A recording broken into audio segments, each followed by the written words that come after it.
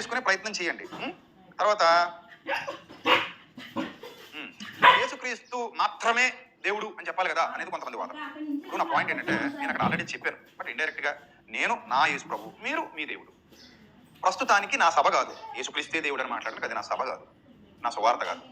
అలాగే యేసుక్రీస్తు మాత్రమే అనేది నేను మాట్లాడడానికి, లేదా రాముడు మాత్రమే ఆయన మాట్లాడడానికి అదే డిబేట్ కాదు. అర్థం చేసుకునే ప్రయత్నం చేయండి. అది ఒక ప్రేమపూర్వక చర్చ.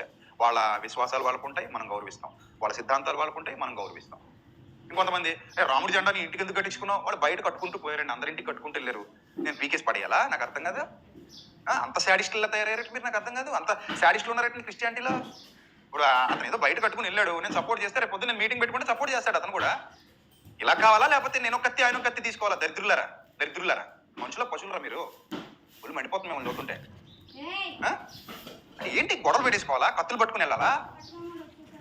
తప్పు తప్పు.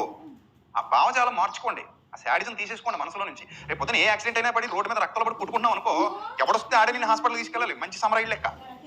అందుకే యేసుప్రభు అపమానం చెప్పాడు. ఏ వీడు ఒకడో ధర్మశాస్త్రోపదేశకుడు, సమరయుడు,